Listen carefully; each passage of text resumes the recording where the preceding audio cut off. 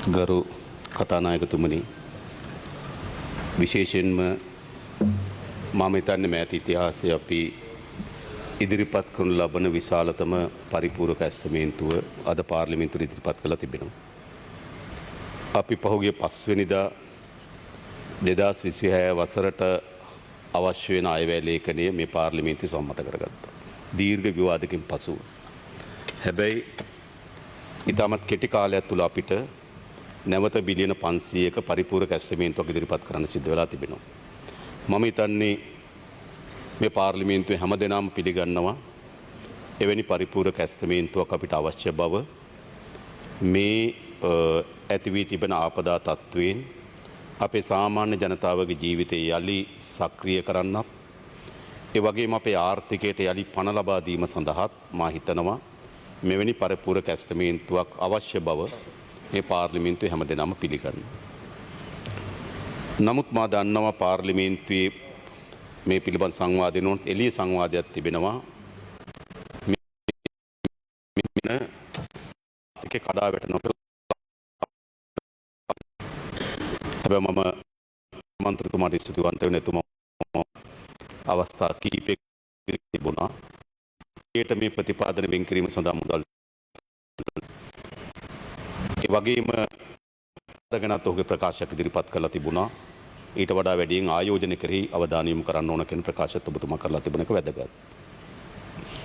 ඒ නිසා මා ඉස්සරළම යම් පැහැදිලිවීම කරන්න ඕන මේ සමාජයේ අනියත බියක් හදනවා. මෙවැනි විශාල මුදල් ප්‍රමාණයක් පරිපූර්ණක ඇස්තමේන්තුවක් හරහා ඉදිරිපත් කිරීම තුළින් ආර්ථිකයේ විශාල තරජනයකට මුහුණ දෙනවා කියලා. ඒ නිසා මම දැක්ක අප්‍රේල් වලදී නේද වැටෙනවා නේද ආර්ථිකය කඩා වැටෙනවා කියලා. මම හිතන ඔබතුමා ගියත් දැන් අර අභ්‍යන්තර සාකච්ඡාවක් තිබුණේ ඔබතුමාලගේ පක්ෂේ. ඔබතුමා ගියේ නැද්ද ආර්ථික සාකච්ඡාවට? ආරාධනා කරලා නේ රවි කරුණානායක මන්ත්‍රීතුමාට. ඒ සාකච්ඡාවේදී කියලා තියෙනවා දැන් අප්‍රේල් වල මේක වැටෙනවා කියලා. ඒක අහගෙන ඇවිල්ලා මම දැක්කා කීප දෙනෙක්ම මාධ්‍ය සාකච්ඡා අප්‍රේල් වල වැටෙන කතාවක් ඉදිරිපත් කරලා තිබෙනවා. මේ ඉදිරිපත් කරන්නේ මේ බිලියන 500 වෙන් කිරීම හරහා සිදුවිය හැකි ආර්ථික ප්‍රතිවිපාක කියලා තමයි උන්ගේ අදහස. හැබැයි අපි ඉතාමත් හොඳින් මූල්‍ය විනයක් සහ ඉලක්කයක් සහිත වැඩ කරපු ආණ්ඩුවක්. ඒ නිසා අපි බැලුවොත් මේ 2025 වසර බැලුවොත් 2025 වසරේ අපිට අපේ රටේ ආර්ථික ශේත්‍රය ඉතාමත් වැදගත් සාධක ගණනාවකින් අපි වාර්තා තබලා කිනවට වඩා හොඳ ජයග්‍රහණ ලබලා තිබෙනවා. පළවෙනි එක ගත්තොත් තමුන්වන්සලා දන්නවා අපේ රටේ භාණ්ඩාගාර ගිණුම දීර්ඝ කාලයක් භාණ්ඩාගාර ගිණුම ගියේ OD එකේ. බැංකු අයිරාවකින්. සමහර වෙලාවට 30 පොලි අනුපාතයේ 33 36 වගේ පොලියක් ගෙවුවා මේ බැංකු අයිරාව වෙනුවෙන්. කොච්චර බැංකු අයිරාවක් තිබුණද? 2018 බැංකු අයිරාව බිලියන 180යි. ටෙසරි එක බිලියන 180ක අයිරාවක් එක තමයි ගමන් කරේ. 2019 බිලියන 274යි. 2020 බිලියන 575යි. 2021 බිලියන 821යි. ඒ කියන්නේ ආණ්ඩුවේ account එක OD වෙලා තිබුණා බිලියන 821ක 2021. හැබැයි මම කියන්න කැමතියි 2025 නොවැම්බර් වෙනකොට අපේ ආණ්ඩුවේ භාණ්ඩාගාර account එකේ ධන අගය බිලියන 1202යි. 2021කට සාපේක්ෂව එදා බැංකු අයිරාව බිලියන 800යි. අද ධන අගය 1200 කියන්නේ බිලියන ට්‍රිලියන 2ක ඉහළ යාම. ඒක ඉතා වැදගත් අපේ රටේ ආර්ථිකය. මම හිතන්නේ එවැනි සංචිතයක් නොතිබෙන්න අපිට අද මේ බිලියන 500 වෙන් කිරීමේ හැකියාවක් ලැබෙන්නේ නැහැ. එහෙනම් වෙන උපාය මාර්ග ගණනාවක් අපිට හොයාගන්න වෙනවා මේ බිලියන 500 සම්පූර්ණ කරගන්න. දෙවෙනි එක අපේ ආදායම ගත්තොත් රාජ්‍ය ආදායම 2007 වසරට පසුව 2007 වසරේ තමයි අපිට 16.6ක රාජ්‍ය ආදායමක් තිබුණා. හැබැයි 2025 වසරේ අපි 15.9ක රාජ්‍ය ආදායමක් උපයනවා. ඒ කියන්නේ 2007න් පසුව ලංකාවේ වැඩිම ආදායම් ප්‍රමාණය මේ වසරේ උපයනවා. ඒ ආර්ථික හයිය අපිට අවශ්‍ය මේ අර්බුදයට මුහුණ දෙන්න. තුන්වෙනිම අයවැය හිගය. අයවැය හිගය බලුත් 1977න් පසුව 1977 තමයි අවසානයේදී 4.5ක අයවැය හිගයක් තිබුණේ. 77න් පසුව 4.5ට වඩා වැඩි අයවැය ගියන් තිබුණේ. සමහර කාලවල 10.8 දක්වා 2014 13 කාලේ ගමන් කරලා තිබුණා. අපිට කියන්න සතුටුයි 1977 තිබුණු අයවැයෙහි ගිය දශක ගණනාවකට පසු මේ අවුරුද්දේ 4.5 දක්වා ඇවිල්ලා තියෙනවා. 77න් පස්සේ අඩුම අයවැයෙහි ගිය වාර්තා කරලා තිබෙනවා. ඒක වැදගත් දෙයක්. ඒ වගේම අපි දන්නවා අයවැය ඉලක්ක බැලුවොත් අයවැය ඉලක්ක බැලුවොත් මුළු අපේ අයවැය ඉතිහාසයේම ආදායම් ඉලක්ක අභිබවා ගියපු අවුරුද්ද බවට මේ අවුරුද්ද පත් වෙලා තිබෙනවා. මුළු ඉතිහාසයේම හැමදාම අයවැය ලේඛනෙන් ආදායම් අපේක්ෂා කරනවා. හැබැයි ආදායම් උපයාගන්නේ නැහැ. මේ අවුරුද්දේ අපි අපේක්ෂා කරා බිලියන 4960ක්. මේ 2025 දෙසැම්බර් 15 වෙනකොට බිලියන 5125යි. ලංකා ඉතිහාසයේ පළමු වතාවට අයවැය ලේඛනකින් අපේක්ෂා කරන ලද ආදායම ඉක්මවා යන්න අපිට පුළුවන්කම ලැබුණා. ඒ වගේම ගත්තොත් අපේ ණය සීමාවන් හැමදාමත් අපි දන්න අයවැය ලේඛනයක් ඉදිරිපත් කරාට පසුව හැමදාමත් ණය සීමාවන් වැඩි කරනවා. හැබැයි අපිට පුළුවන්කම ලැබුණා ඒ ණය සීමාව වැඩි නොකර තබා ගන්න. මේ 2026 සඳහා අපි අයවැය ලේඛන ඉදිරිපත් කරනට කිව්වා බිලියන 3800ක ණය සීමාවක් අපි අපේක්ෂා කරා. නමුත් අපි අයවැය යෝජනා බිලියන 3700 සීමාව අපේ ණය වැඩි කරන්නේ නැතුව කරන වැදගත්. එනිසා දීර්ඝ කාලයකට පසු අයවැය ලේඛනෙන් අපේක්ෂා කරන ණය සීමාව තුල ආරක්ෂා වීම සඳහා අපිට හැකියාව ලැබිලා තියෙන එක දීර්ඝ කාලයකට පසුව. ඒ වගේම 1950න් පස්සේ අපේ ප්‍රාථමික ගිණුමේ අතිරික්තයක් තිබිලා තියෙන අවස්ථා 6යි 2024 වෙනකම්. 1956න් පස්සේ අවුරුදු 74ක්. ඒ මුළු අවුරුදු 74ෙම ප්‍රාථමික ගිණුමේ ධනාතිරික්තයක් තිබිලා තියෙන්නේ අවස්ථා 6යි. ඒ අවස්ථා 6ම 100ට වඩා අඩුයි. මතකද බලන්න. 0.6යි 0.5යි 0.4යි 100ට වඩා අඩුයි. හැබැයි මුළු ඉතිහාසෙම පළමු වතාවට අපේ ප්‍රාථමික ගිණුමේ අතිරික්තය 3.8ක් වාර්තා කරන මේ අවුරුද්දේ. ඒ කියන්නේ මොකද්ද මේ? සියලු අපේ විදේශ ප්‍රේෂණ ලංකාවේ තියෙන වැඩිම විදේශ ප්‍රේෂණ මේ අවුරුද්දේ ලැබෙනවා. අපේ සංචාරක ඉපීම් 2018 තමයි බිලියන 3.8ක වගේ සංචාරකයන් අපි ඒක අභිභවය කියලා අපේක්ෂා කරනවා. අපේ අපනයන ආදායම ඩොලර් බිලියන 18කට ආසන්නව අපේ භාණ්ඩා සේවා අපනයන ආදායම උපයා ගන්න හැකි වෙයි කියලා. ඒ සියලු වාර්තාය. මම කියන්නේ නැහැ හැබැයි මේ දත්තවලින් මේ විදියට අපි ඉතාමත් ප්‍රශස්ත මට්ටමක පෙන්눔 කරලා තිබෙනවා. ඉතාමත් ශක්තිමත් මූල්‍ය කළමනාකරණයක් සහ ඉතාමත් ඉලක්ක සාගත වැඩ කිරීමේ ප්‍රතිඵල හැටියට. නමුත් අපේ ආර්ථිකයේ තිබුණේ අර විශාල කම්පනයන්ට ඔරොත්තු දෙන සමත් ආර්ථිකයක් නෙවෙයි අපිට තිබුණේ. අපේ ආර්ථිකය කුඩා හෝ වැරදි තීන්දුවක් බරපතල ගණේ විනාශයන් ඇති කරන ආර්ථික තත්ත්වයක් අපිට පොඩි වැරදි වරදා ගන්න තීන්දුවක් විශාල හානිකර ප්‍රතිඵල ගෙනත් දෙනවා. සාමාන්‍ය ලොකු වැරදීම් හානිකර ප්‍රතිඵල දෙන එක පිළිගන්න පුළුවන්. හැබැයි අපේ ආර්ථිකය තිබුණේ අපි ඇති කරන ලබන කුඩා වැරදීමක් මාරාන්තික ප්‍රතිඵල ගෙන ආර්ථිකයක් අපිට තිබුණා. ඒ නිසා අපි මේ අපේ ගත වුණු මාස 14ක් 15කට ආසන කාලය ඇතුළත අපි ඉතාමත් සංයමී වරදගන්නේ නැතුව ඉතාමත් සියුම් තැන් පවා අධ්‍යයනය කරමින් මෙදිහත් වෙමින් අපි ආර්ථික ස්ථායීභාවයකට ගෙනත් තියෙනවා. මම හිතන්නේ කවුරුත් පිළිගන්නවා.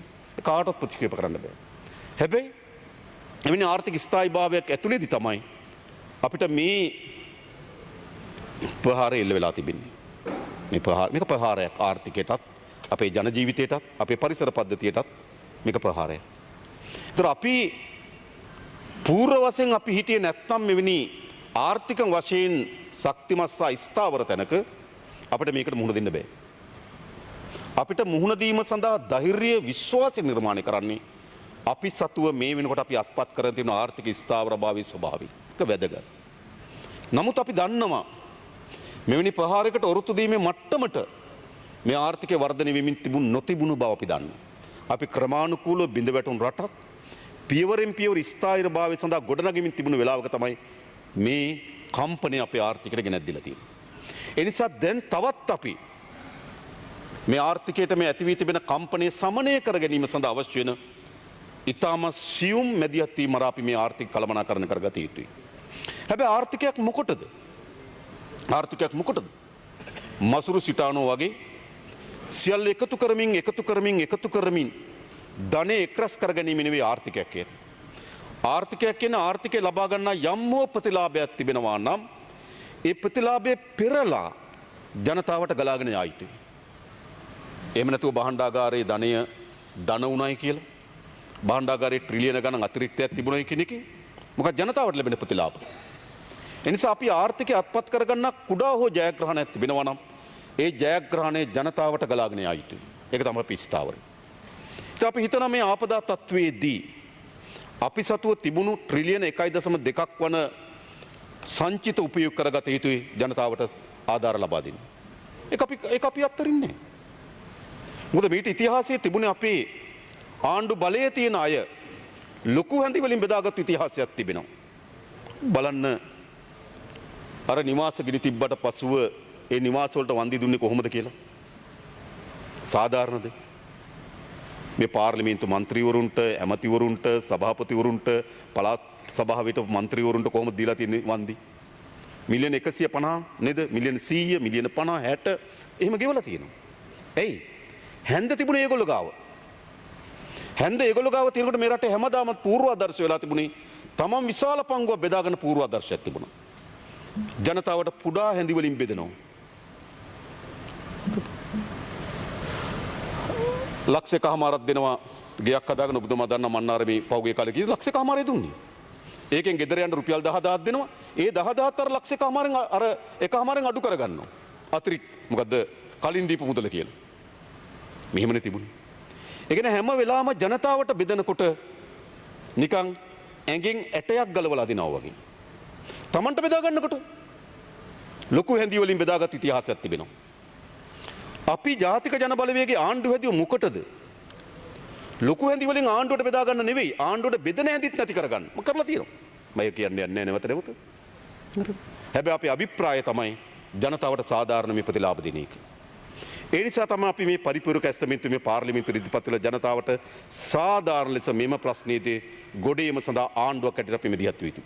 ලංකා ඉතිහාසයේ කවදාවත් මෙහෙම කරලා නැහැ. ගම් වතුරකට සත්තු අහු වුණා නම් ඒ ෆාම් අයිතිකාරය බලා ගන්න ඕන. කඩයක් ගියා නම් ඒ කඩේ අයිතිකාරය බලා ගන්න ඕන. ගෙයක් ගියා නම් පොඩි මුදලක් දෙනවා. එයි ඇඟෙන් ඇටයක් දෙනවා වගේ තමයි ජනතාවට සැලකුවේ. මේක තමයි ඉතිහාසය. කාටත් ඒක අභියෝග කරන්න පුළුවන්. මම මේ දත්තත් එක පැටලෙන්න යන්නේ නෑ. අපේ පුනරුත්ථාපන අධිකාරී අධ්‍යක්ෂවරයා හැටියට කටයුතු කරලා තියෙනවා දීර්ඝ කාලයක් අපේ ආනන්ද විජේපාල ඇමතුමා. එතුමා දන්නවා කොහොමද එතුමා පුනරුත්ථාපන අධිකාරී වැඩ කරන රිසාත් බදුදීන් මන්ත්‍රී ඇමතුමාගේ කාලෙත් එතුමා අමාත්‍යාංශ අධ්‍යක්ෂවරයා හැටියට කටයුතු කරා. ඔබතුමා දන්නවා කොහොමද ඔබතුමාගේ අමාත්‍යාංශයේ කාලේ ඉවරලිතා සොච්චම් මුදල්. හැබැයි අපිට අවශ්‍යකම තිබුණේ කුමක්ද? මේ ජනතාවට යලි තමන්ගේ ජීවිතේ ආරම්භ කරමින් වඩාත් ස්ථාවර ජීවිතයක් ගත කිරීම සඳහා අවශ්‍ය මැදිහත් වීම අපි කරන්නේ කොහොමද කියන එක තමයි අපේ ප්‍රතිපත්ති මේ ප්‍රවේශය. අන්න ඒ සඳහා තමයි අපි මේ බිලියන 500ක් අපේක්ෂා කරන්නේ. අපි අයවැය ලේඛනයේ 5 වෙනිදා අපි බිලියන 72.5ක පරිපූර්ණක ඇස්තමේන්තුව සම්මත කරගත්තා. දැන් අපි බිලියන 500ක තව පරිපූර්ණක ඇස්තමේන්තුවක් අපේක්ෂා කරනවා. අපි බිලියන 1400ක ප්‍රාග්ධන වියදම් වෙන් කරලා තිබෙනවා ලබන අවුරුද්දට. අපි ප්‍රාග්ධන වියදම් වලිනුත් මේ ශේෂ්ත්‍රයට යොමු කිරීම සඳහා බිලියන 130ක් විතර හඳුනාගෙන තිබෙනවා. ඒතර අපිට බිලියන 500යි අර දැනට වෙන් කරලා තියෙන මුදල් වලින් බිලියන 130ක් විතර අපිට මෙතෙන්ට පරිවර්තන කරගන්න පුළුවන්. මේ අරමුණට යොදවා ගන්න පුළුවන්. ඒතර බිලියන 630යි. ඊට පස්සේ අපි අතන බිලියන 72ක් වෙනකන් බිලියන 700කට ආසන්න මුදලක් අපි මේ ගොඩේම සඳහා අවශ්‍ය වෙන මුළු ප්‍රතිපාදන වෙන් කරලා තිබෙනවා. අපි ලෝක බැංකුවට ඔවුන් අපිට දල ලෙස මේ පිළිබඳ සමීක්ෂණය කළ වාර්තාවක් අපිට සඳව ලබා දෙවි. ඒ වාර්තාවෙන් බලා ගන්න පුළුවන් සමස්ත හානිය ප්‍රමාණය. ඉතින් අපි හානිය ප්‍රමාණය නැවත මේක ප්‍රතිස්ථාපනය කිරීම සඳහා අවශ්‍ය වෙන මම හිතා රජයක් හැටියට වෙන් කරපු බිලියන 700කට ආසන්න මුදල් බිලියන 700කට ආසන්න ප්‍රමාණයක් අපි වෙන් කරලා තියෙනවා මේ ව්‍යාපෘතියෙන් ජනතාව සහ නේද මේ කාර්යයෙන් ගොඩීම සඳහා. ඒක වැදගත් කියලා මම හිතනවා.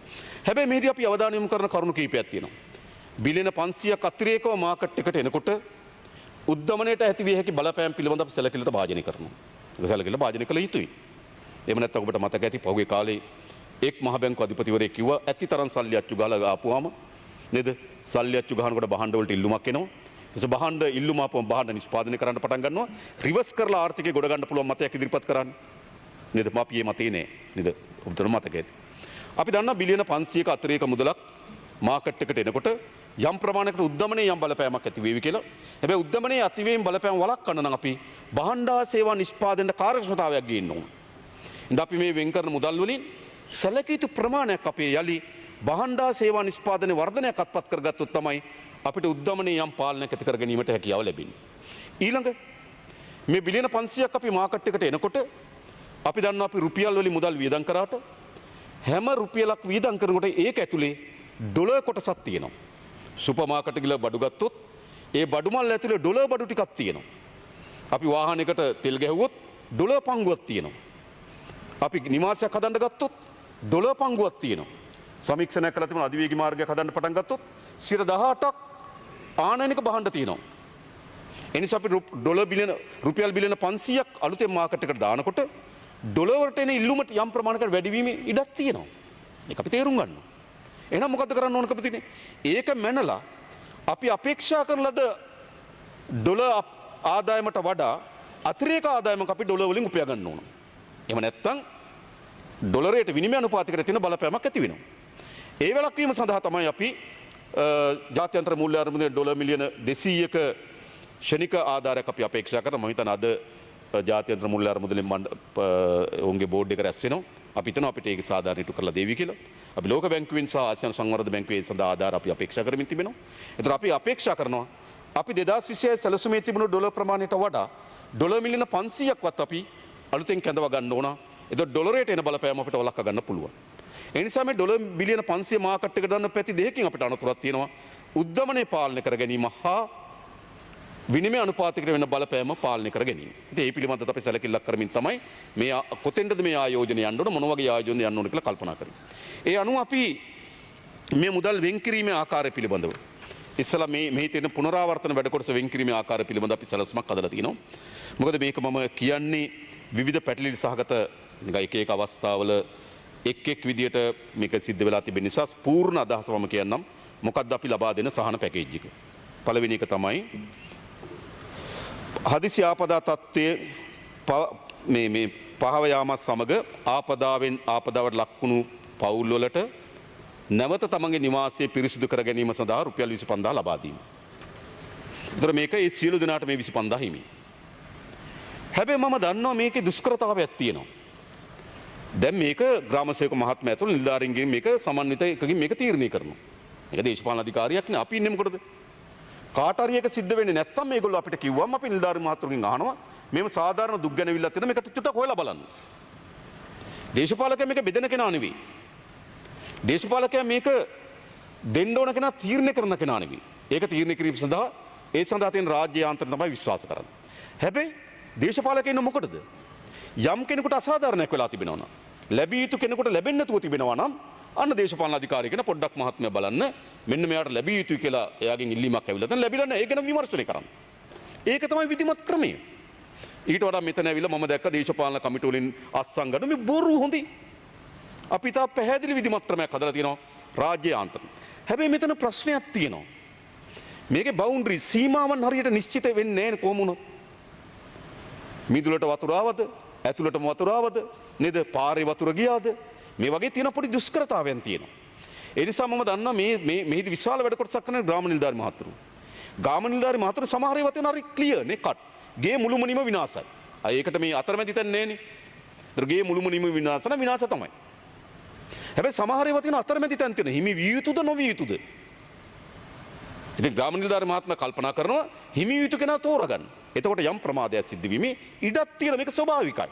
දැන් රජයේ රස්සාවක් තිබිලා නැති වුණා නම් දන්නවා රජයේ රස්සාවක් තිබුණා පැමිණීමේ ලේඛන තිබුණා නැති වුණා ගානක් දුන්නා ඉවරයි. හැබැයි මේක හිම නෙවෙයි. මේක විවිධත්වයන් ගොඩක් තියෙනවා. විවිධත්වයන් ගොඩක් තියෙනකොට හැම විටම මොකද වෙන්නේ? කෙනෙක් කියන මටත් හිමි විය යුතුයි. නිලධාරි මහත්මයා කියන ඔයාට හිමි නෑ කියලා. මෙයා හිතන මට හිමි විය යුතුයි කියලා. එහෙම පොඩි පරස්පරතාවයන් තියෙන ඔබ දේශපාලන අධිකාරියට දේශපාලන නායකින්ට ගම්වල වැඩ කරනකොට දන්නවා මේක. ඉතින් මේක අපි කවුරුත් මුහුණ දෙන යථාර්ථයක් මෙවැනි ව්‍යසනයකදී. මොකද මේක සීමාකම් හරියටම කොටු ගහලා නැහැනේ. කොටු ගහන්නත් බෑනේ. මේ ස්තූපය යට වුණොත් දෙනවද කාමරය යට වුණොත් දෙනවද එහෙම කරන්න බෑ. එතකොට මොකද කරන්නේ? මේ අපි කියන මේ හැම දිනාටම මේ 25000 හිමිකම තියෙනවා. ඒතර ගාමනින්දල මහත්තයා ඇතුළු මේ නිලධාරි මණ්ඩලය තීරණය කරන හිමිකම තියෙන කාටද දෙනවා. කිසිදු ભેදකින් තොර මේ හැම දිනාටම දෙනවා. දැනට වාර්තා වෙලා තියෙන 65%කට ආසන්න ප්‍රමාණයක් ලබා දීලා තියෙනවා. සමහර දිස්ත්‍රික්වල 90%, සමහර දිස්ත්‍රික්වල 100% ලබා දීලා තියෙනවා. සමහර තැන්වල තාම ලැබිලා නැත්නම් 25000 දෙනවා. ඊළඟ අපි කියව තව 50000ක දීමනාවක් දෙනවා. ඒ 50000 දීමනාව සීමා තියෙනවා. මොකද්ද? ගේ කැඩිලා නම්, ගේ ඇතුලේ ගෘහ භාණ්ඩ වලට හානියක් වෙලා තියෙනවා නම්, සමහර ඒවා තියෙන ගෘහ භාණ්ඩ වලට හානියක් වෙලා නැහැ. ගෘහ භාණ්ඩ වලට හානියක් වෙලා තිබෙනවා නම් එයාට මූලික උපකරණ ටික අඩුම තරමේ ඉවුම් පිහුම් කර ගැනීම සඳහා අවශ්‍ය උපකරණ ටික කවදාවත් රට ආණ්ඩුවක් මෙහෙම කල්පනා කළා නැහැ. අපි බලනකොට ගෑස් සිලින්ඩරේ ගිහිල්ලා ලිප ගිහිල්ලා නම් නේද? එයාට මූලික දේවල් ටික කරගන්න බැරි නම් අපි ගෙදර යන්න කිව්වට වැඩක් නැහැ. අපි මේ හැම පවුලකටම රුපියල් 50000 ලබා දෙනවා.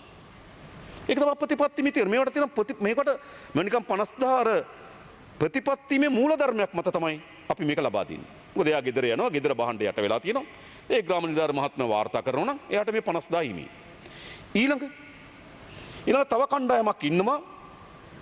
ඒගොල්ලෝ ආදායම් මාර්ග නැති වෙලා තියෙනවා. ජීවත් වෙන්න විදිහක් නැහැ. ඒතර ඒක ගොඩාක් පැතිරෙන්න ඉඩ තියෙනවා. ඒ නිසා අපි කල්පනා කරලා තියෙනවා පළමු වටේ මුළුමනින්ම නිවාසය අහිමි වුණා. පූර්ණ වශයෙන් නිවාසය හානි වෙලා තියෙනවා. අර්ධ වශයෙන් නිවාස හානි වෙලා තියෙනවා. නමුත් NBRO කියන යන්න එපා කියලා එතෙන්ට. ඒ නිවාසය. තව එකක් තියෙනවා. නිවාස හානි වෙලා නැහැ. නමුත් ඒ තත්ත්වයේ අවදානම් කියලා යන්න එපා කියනවා. මෙහෙම කාණ්ඩ තුනක් තියෙනවා. ඒ කාණ්ඩ තුන සාමාන්‍ය පිළිවෙලින් කිව්වොත් දැනට වාර්තා වෙලා තියෙන ප්‍රමාණය අනුව පූර්ණ වශයෙන් හානි වුණු අය ඉන්නවා. නිවාස තියෙනවා 6228ක්. අර්ධ වශයෙන් හානි වුණු NBRO අවසර ලබා නොදෙන නිවාස තියෙනවා 4543ක්. හානි නොමැති නමුත් NBRO අවසර නොදෙන ගෙදරට කිසි දෙයක් වෙලා නැහැ. හැබැයි NBRO කෝ යන්න එපා කියලා. එහෙම ගෙවල් තියෙනවා 6877ක්. එහෙම ගත්තාම මුළු නිවාස තියෙනවා 17648ක්. අපි පළමු කොට මේ 17048ට ජනවාරි මාසයේ සිට රුපියල් 50000ක දීමනාවක් දෙනවා මාස 3ක් දක්වා. මොකද උන්ට ඉන්න තැනක් නැහැ, ගෙදරක් නැහැ, යන්න තැනක් නැහැ. නේද? ඒතොර ඒ අයට ස්ථිර ආදායමක් ලබන්නේ නැත්නම් මේ හැම දිනකටම මොකද කරන්නේ? රුපියල් 50000ක දීමනාවක් දෙනවා මාස 3ක්. මොකද ඒගොල්ලන්ට ගෙදරක් නැතුව ඉන්න බෑ. ඊළඟ අපේ අපේක්ෂාව අපි දන්න මේ අවතැන් කඳවුරක මම දන්නවා අහලා තිනවා රිසාඩ් බදුදින් මන්ත්‍රීතුමා කාලයක් නේද ඔබතුමා අවතැන් කඳවුරක ජීවත් වුණායි කියලා. ඒ අවතැන් කඳවුරක ජීවිත මොනතරම් අසීරුද? පවුල් සාමූහිකව එකට එක ශාලාවෙන් දාගන්න එක සුදුසු නෑ. ඒක දීර්ඝ කාලයක් බෑ. අපි රටේ අවුරුදු ගණන් මම දන්නා යුද්ධයෙන් අවතැන් වුණු අයත් තාමත් ඉන්නවා. අපි මේ බජට් එකනොත් දැම්ම ගෙවල් 2500ක් හදන්න නේද? තාමත් ඉන්නවා 5000කට වඩා වැඩි පවුල් ප්‍රමාණයක් ඉන්නවා. තාම ගෙවල් 2009 ඉඳන් හිතන්න. තාම ගෙවල් දීලා නේ. 2026 වෙලකන අපි ගෙවල් 2500ක් හදන්න දැම්මා. ලක්ෂ මිලියන 3000ක් දැම්මනේ ලබා දෙන්න. නේද? අපි හදන්න දැම්ම ගෙවල් 2000ක් හදන්න. ඇයි? මේ අවතැන් වීම විශාල ප්‍රශ්නයක්. අවතැන් කඳුරක මිනිස්සු ජීවත් වෙන පවුල් ජීවිතයක් ගෙනියන්න බෑ. ඒ නිසා අපේ අපේක්ෂාව ඉතා ඉක්මනින්ම මේගොල්ලෝ මෙතන ඉවත් කරන්න. අර මම කියපු කාණ්ඩ තුනට රුපියල් 25000ක නිවාස කුලියක් දෙනවා ගෙදරට යන්න. ඒතර එයා නිවාස කුලිය අරන් ඒක එයාගේ ඥාති ගෙදරක ඉන්නවනම් ඒත් 25000 දෙනවා. එයා යන්නේ තමන්ගේ ඥාති ගෙදරකට නම් එයාට 25000 හිමිකම තියෙනවා. ඊට පස්සේ එයාට මාස 3ක් 50000 ගණන් දීමනාවක් දෙනවා ජීවත් වෙන්න. මොකද ඒ ජනතාව අපි බලා ගන්න ඕනකම තිබෙනවා. ඊළඟ ගත්තොත් ප්‍රධාන වශයෙන් ගත්තොත් ඊළඟ අපිට තියෙන ප්‍රධාන ප්‍රශ්නේ තමයි ඉක්මනින්ම මා කලින් කිව්වේ අපි මුදල් දාලා අපේ බහණ්ඩා සේවා නිෂ්පාදනය වුණේ නැත්නම් අපේ උද්දමනයට විශාල බලපෑමක් ඇති කරනවා. ඒ නිසා අපි තීරණයක් අරන් තිබෙනවා ඉතා වේගයෙන් නැවත වගාවන් පටන් ගන්න ඕන. මම වාරි මාර්ග දෙපාර්තමේන්තුවේ විශේෂ මිනිස්සු වාරි මාර්ග දෙපාර්තමේන්තුව, පළාත් වාරි මාර්ග දෙපාර්තමේන්තුව, ගෝජන සේවා දෙපාර්තමේන්තුවයි ජලාශ. මේ විශාල ප්‍රමාණයක් අපි දිස්ත්‍රික්කයෙන් දිස්ත්‍රික්කයට ගිහලා කතා කරා මතක ඇති නේද? අපේ වාරි මාර්ග දෙපාර්තමේන්තුවේ වාරි සැපේ මුනිසා කොච්චර කුඹුරු වගා කරන්න බැරුව යනවද? පළාත් වාරි මාර්ග දෙපාර්තමේන්තුව නිසා කොච්චර කුඹුරු හානි කරන්න බැරුව යනවද? නේද? වගා කරන්න බැරුව යනවද? ගෝජන සේවයකේ වයු කඩිලන කොච්චර වගා කරන්න බැරුව යනවද කියලා අපි බැලුවා. අපි උපරිම උත්සාහ කරා. සියලු බිම් වගා කරන්න. වාරි මාර්ග දෙපාර්තමේන්තුව අපි අනිත් පළාත් වලින් කට්ටිය අරගෙන ඉන්න. වැව් ටික හදන්න. සමහර ඒවා තියෙනවා මාවිල්ලාරු වගේ ගත්තොත් ටිකක් දීර්ඝ කාලයක් යයි. අනිත් හැම ඇනිකට් එකක්ම කුඩා කුඩා හැම ප්‍රතිසංස්කරණයක් අපි කරන්න කියලා කිව්වා. ඒවට අවශ්‍ය වෙන සල්ලි ප්‍රතිපාදන සියල්ල ලබා දුන්නා. අපිට අවශ්‍යකම තිබුණේ මේ මහා කන්නේ ආරම්භය. මේ දෙසැම්බර් මාසේ 30 දක්වා මහා කන්නේ තියෙනවා. ඒ නිසා මේ මහා කන්නේ ඉතා ඉක්මනින්ම වගා කිරීමේ සලස්ම අපිට තිබුණා. අන්නේ වගා කිරීම සඳහා අපි ඒ වගාවන් සඳහා අවශ්‍ය වෙන සහන ලබා දුන්නා. ඒ අනුව තමයි වී බඩිරිඟු රටකජු සහ ධාන්‍ය වර්ග වගා කරලා තියෙනවා නම් හෙක්ටයාරයකට 1,50,000ක දීමනාවක් දෙන්න අපි තීරණය කරා. මේක ඉස්සර තිබුණේ අක්කරයකට 16,000යි හෙක්ටයාරයකට 40,000යි තිබුණේ. හැබැයි අපි 1,50,000ක් දෙන්න තීරණය කරා. මම කියන්නේ නෑ හෙක්ටයාරයක් වගා කරලා තිබුණු හෙක්ටයාරයේ පැලගොයම විනාශ වුණාම 1,50,000ක් යන්නේ නෑ නැවත වගා කරන්න. හැබැයි එයාට අපි නැවත නැගිටින්න ධෛර්යයක් දෙන්න ඕන. එයාගේ කුඹුරේ ගාන බලලා පෝරසානාදාරේ ගෙවුණු ගාන බලලා ශ්‍රම කුලිය බලලා විතරක් ගණන් හැදුවනම් රුපියල් 80000 ලක් විතර යයි. හැබැයි අපිට අවශ්‍යකම තිබුණේ මේ ඒ ජනතාවට යලි පණක් දෙන්න ඕන. ඔවුන්ගේ වගා කරපු භූමිය හාමි වුණා මිනිහෙක්ගේ තියෙන වේදනාව අපි දන්නවා. සාමාන්‍යයෙන් ගොවියෙක් වගාවක් කරාට පස්සේ හැමදාම පුරුද්දට උදේ කුඹරට ගිහලා නිල්ල ගොයම දිහා බලනවා. සතුටු වෙනවා. එහෙම නැගීගෙන එන ගොයමක් විනාශ වුණාම යාට මානසික බිඳවැට ස්වභාව අපි දන්නවා. ඒ නිසා අපි හෙක්ටයාර ලක්ෂ 1,50,000 දෙන්න තීරණය කරා. දැනටමත් කුසිකර්ම දෙපාර්තමේන්තුව අපි ගෝජන සේවා දෙපාර්තමේන්තුව ඔවුන්ට පහසුවක් තියෙන බැංකු ගිණුම් අර පෝරසානාදර සඳහා බැංකු ගිණුම් තියෙනවා. වාර්තා ඒගොල්ලෝ මට කිව්වා 15 වෙනිදා වෙනකොට ඔක්කොම අරගෙන අවසන් කර මම හිතන ලබන සතියේ ඒ පෝරසානාදර ලබාගත්තු හැම ගොවියෙකුටම මේ 1,50,000 හෙක්ටයාරයක 1,50,000 ඒ දීමනාව ලබා දෙන්න පුළුවන්කම තියෙනවා. ඒක අපි දෙන්නේ කොහොමද නැවත පටන් ගන්න. ඊළඟ අනිකුත් Does this house agree to extend the allocated time until today's proceedings are concluded? Yes. Honorable President. ඊළඟ එළවලු. ඒතර එළවලු කියලා තමයි අපි මූලික වශයෙන් කිව්වේ. නමුත් අපිට ප්‍රදේශ වලට ගියාට පස්සේ දැනුණා එළවලු. කිව්වට මිරිස් වගා කරපු අය ඉන්නවා. ඒතර ඒගොල්ලොත් එළවලු කාණ්ඩයට අපි ඇතුල් කරා.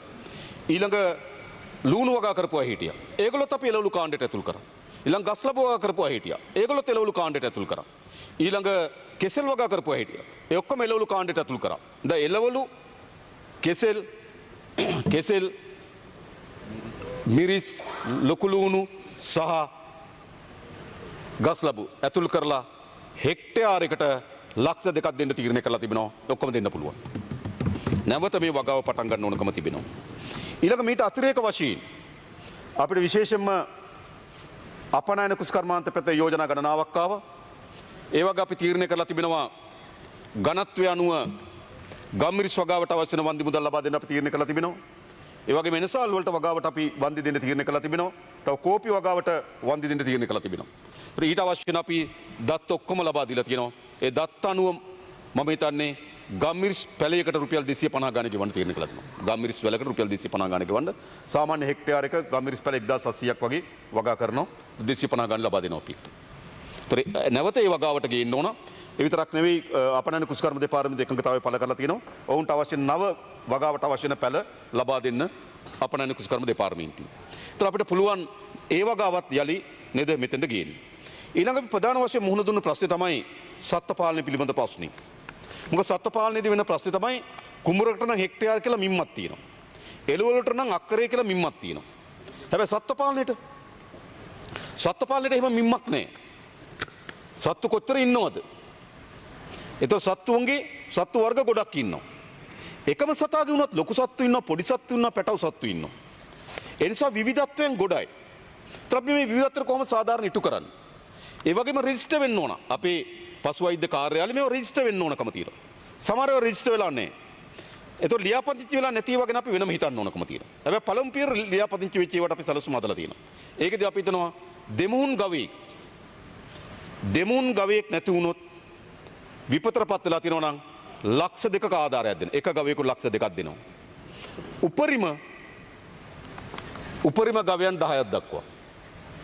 කාට හරි දෙමුන් වර්ගේ ක්‍රොස් කරපු ගවයින් 10ක් ඔහුට නැති වෙලා තියෙනවා නම් මිලියන 2ක් හම්බෙනවා. 10ට වඩා වැඩි නම් ඒත් මිලියන 2යි. මොකද ඒකේ සීමාවක් දාන්න උඩින් කැප් එකක් අපි දාන්න ඕන. ඒ නිසා එක ගවයෙකුට ලක්ෂ 2 ගානේ අපි ගවයින් 20ක් සඳහා ඒ ආධාරය දෙන්න තීරණය ගවින් 10ක් සඳහා ඒ ආධාරය දෙන්න තීරණය කළා තිබෙනවා. ඊළඟ දෙමුන් නොවන දේශීය ගවයින් ඉන්නවා. දේශීය ගවයෙකුට අපි තීරණය කළා තියෙනවා 50000 ගානේ දීමනාවක් දෙන්න. දේශීය ගවයෙක් නැති වෙලා තියෙනවා ලොකු කෙනෙක්ද පොඩි පැට වේද කියන ભેදකින් තොර 50000ක් දෙනවා. උපරිම සත්තු 20 දක්වා. ඒ කියන්නේ රුපියල් මිලියනයක දීමනාවක් යාට ලබා ගන්න පුළුවන්කම තිබෙනවා. දේශීය හරකෙක් නැති වෙලා නේද හරක් 20ක් දක්වා දීමනාව දෙනවා. ඊළඟ ගත්තොත් අපි සැලසුම් හදලා තියෙනවා සූකර පාලනය. එළු සහ බැටලු. එතකොට මේ වගේ ප්‍රශ්නයක් තිබුණ හැම වෙලාවම දැන් මතක ඇති අර සූකර වුණ ආපු වෙලාවෙදිත් අපි ඇත්තට මේ කර්මාන්තේ නැවත ගොඩනගන්න ආධාරයක් දෙන්න කල්පනා කරා. නමුත් ඒ වෙලාව තිබුණ දේ තමයි මේවා ලියාපදිංචි වෙලා නැහැ. මෙයා ගාව කොච්චර සත්තු ඉන්නවද? කොච්චර සත්තු මිය ගියාද කියලා ලියාපදිංචි භාවයට පත් වෙලා නැහැ. ඒ නිසා අපේ සත්ත්ව පාලනයේ යෙදෙන හැම ගොවියෙක්ගෙම ප්‍රධාන අභිප්‍රාය බවට පත් වෙන්න ඕන. ඔවුන් පසු වෛද්‍යකාර ලියාපදිංචි වෙන්න. කොච්චර සත්තු ප්‍රමාණයක් ඉන්නවද කියලා අඩුමතරමේ මාස 6න් අයට තමන්ගේ සත්තු ප්‍රමාණය ගැන වාර්තා කරන්න ඕන. ලියාපදිංචි නොකරන ගොවිපලකට පසු වෛද්‍ය සේවාව ලබා දෙනවා නම් මුදලක් අය කරන්න ඕන. නොමිලේ ලබා දෙන්න බෑ. ඉදිරියට. ඒතොර ලියාපදිංචි නම් පසු වෛද්‍ය සේවාවට මුදල් ගන්නේ නැහැ. හැබැයි ලියාපදිංචි නැත්නම් මුදලක් ගන්නවා. ගවේ ප්‍රවාහන සහතික දෙනකොට ලියාපදිංචි වෙලා නැත්නම් පලාතෙන් පලාතට මාරු කරන්න දෙන්නේ නැහැ. ඒ නිසා ලියාපදිංචි වීම අත්‍යවශ්‍යයි. නමුත් දැන් ලියාපදිංචි වෙලා නැහැ. නමුත් අපි මෙම සූකර එළු සහ බැටලු කියන වර්ග තුනටම එක සතෙක් අහිමි වෙලා තියෙනවා නම් රුපියල් 20000ක් දෙනවා. ඒ 20000 ගානේ සත්තු 20ක් සඳහා අපි ලබා දෙන්න තීරණය කළා තිබෙනවා. දොර කාට හරි සත්තු 5ක් නැති වෙලා නම් රුපියල් ලක්ෂයක දීමනාවක් ලැබෙනවා. කාට හරි සත්තු 20ක් නැති වෙලා තියෙනවා නම් ලක්ෂ 4ක දීමනාවක් ලැබෙනවා. සත්තු 20ට වඩා වැඩි හරි අඩුයි අපි බැලුවා. මේක අපි ටිකක් බලලා තමයි කරලා තියෙන්නේ. ඒ අනුව මම හිතන්නේ අපිට ලක්ෂ 4ක දීමනාවක් නෑ. හැම සත්තුකටම අපි 20000ක් වගේ දෙනවා. මොකද අපි බැලුවා සාමාන්‍යයෙන් පැටවෙක් ඊට වඩා රුපියල් 5000 6000 පැටව යන්නේ. ඒතොර යාට පැටව ඇති කරගෙන නැවත ඇති කරගන්න පුළුවන් ගාලට දීලා ආහාර පාන සකස් කරගෙන මේ වැඩේ කරන්න පුළුවන්කම තියෙනවා. ඒ නිසා යලි අපි සත්ත්ව පාලනයේ නගා සිටීම සඳහා ඒ සැලැස්ම සකස් කරලා තිබෙනවා. ඊළඟ ප්‍රධාන ප්‍රශ්නේ මුහුණ දෙන්නේ කුකුළු පාලනය පිළිබඳව. ඒකේ කුකුළු පාලනයේ විශේෂයෙන්ම ලේයර්, බොයිලර්, එක වයස් මට්ටමේ මේ වගේ විශාල ප්‍රභේදයන් ගණනාවක් කුකුළු පාලනයේ තියෙනවා. ඒ නිසා අපි තීරණයක් ගත්තා මෙහිම. ලේයර් සතෙකුට මියගිය එක් සතෙකු සඳහා රුපියල් 500 බැගින් සත්තු 2000ක් දක්වා ලබා දෙන්න. එතකොට 1 මිලියනයක් හම්බ වෙනවා. සත්තු 2000ම මිය ගිහිල්ලා නම් ෆාම් එකේ එයාට සතෙකුට රුපියල් 500 ගාන ගෙවනවා ලේයර් වලට. බොයිලර් වලට සතෙකුට අපි ගෙවනවා රුපියල් 250 ගානේ. එයාටත් සත්තු 4000 දක්වා යන්න පුළුවන්. සත්තු 4000ක් මරලා නම් එයාට ලක්ෂ 10ක් හම්බ වෙනවා. එතකොට මම හිතනවා ඒක සාධාරණ ගෙවීමක් කියලා. එතකොට ඒගොල්ලන් නැවත පුළුවන් තමන්ගේ කර්මාන්තය පටන් ගන්න. අපි බැලුවා විශාල වශයෙන් තියෙනවා ගෙවතු ආශ්‍රිත කුකුළු පාලනය. හැබැයි මේක විශාල මේවා රෙජිස්ටර්ඩ් ඒවා. මොකද අපේ පළාත් සභාවලින් අපේ දෙපාර්තමේන්තු වලින් මේ ගොවීන් දිරිගැන්වීම සඳහා විශේෂම උතුරු පළාතේ සත්තු 10 15 25 ලබා දීපු ගොවි පොළවල් විශාල ප්‍රමාණයක් තියෙනවා. බැක්යාඩ් ක්‍රමයට. ඒ කියන්නේ ඒගොල්ලෝ අර නිදැල්ලේ ඇති කරන්නේ. හැබැයි ඇති කරන්න සත්තු දීලා තියෙන්නේ පළාත් සභාවේ. ඊට පස්සේ අනිකුත් පසු සේවාව ලබා දීලා තියෙන පළාත් සභාවේ. ඒ නිසා ඒගොල්ලෝ වැඩි නෑ. ඒගොල්ලෝ ඉන්නේ 10යි උපරිම 25ක් වගේ තමයි ලබා දීලා තියෙන්නේ. අපි ඒ බැක් යාඩ් එක නිදැල්ලේ ඇති කරන පළාත් සභාවලින් ආධාර දීලා ඇති කරපු අයගේ ලේඛනයක් තියෙන රෙජිස්ටර් ඒ හැම කෙනාටම රුපියල් 10 ගානේ ලබා දෙන්න තීරණය කළා තිබෙනවා.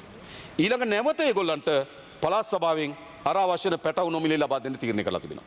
එතකොට අපිට පුළුවන්කම තියෙනවා ඒගොල්ලන්ගේ අර ඒ අයගේ ජීවිතේ නැවත ලබා ගන්න පුළුවන්කම තියෙනවා. රුපියල් 10000ක් එතන දෙනවා. එතකොට ඊළඟ ගත්තොත් දීවර කර්මාන්තය. දීවර කර්මාන්තයේ ප්‍රශ්න කීපයක් තියෙනවා. එකක් තමයි මිරිදිය දීවර කර්මාන්තයේ යෙදෙන අය ඉන්නවා, කරිදිය දීවර කර්මාන්තයේ යෙදෙන අය ඉන්නවා.